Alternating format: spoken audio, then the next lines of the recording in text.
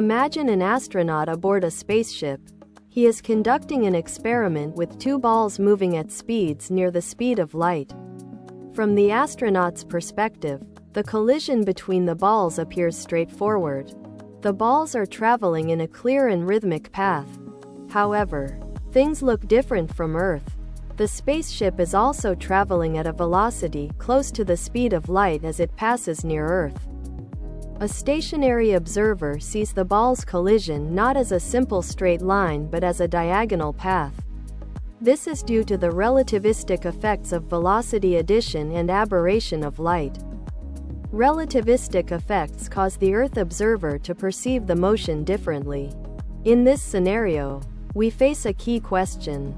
How does momentum behave in these two reference frames? Classical mechanics tells us that momentum is simply P equals mv. But this doesn't hold true when dealing with velocities close to the speed of light.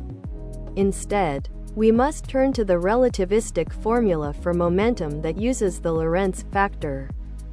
This equation accounts for the relativistic effects that modify how momentum is calculated at relativistic speeds. The Lorentz factor becomes significant at high speeds, effectively adjusting the momentum of objects in motion.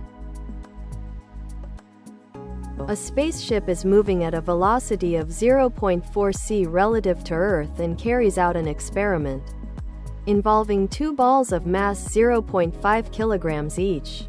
The balls are moving toward each other inside the spaceship at 0.5 c. After colliding head-on, the balls rebound in opposite directions. Assume 180 degrees turn. Calculate the momentum of the balls both from the astronaut's perspective, inside the spaceship, and from the perspective of a stationary observer on Earth.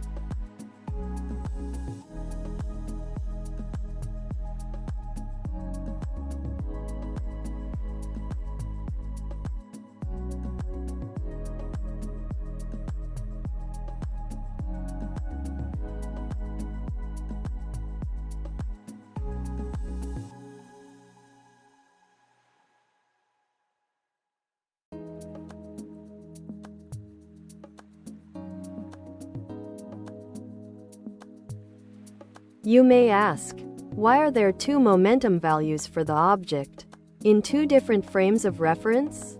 Are these momentum values physically real for the object in every frame? Can there be an infinite number of momentum values for one object depending on how many reference frames exist? The answer is, momentum is frame dependent. The value depends on the observer's frame. There is no single absolute momentum. Each frame has its own real momentum.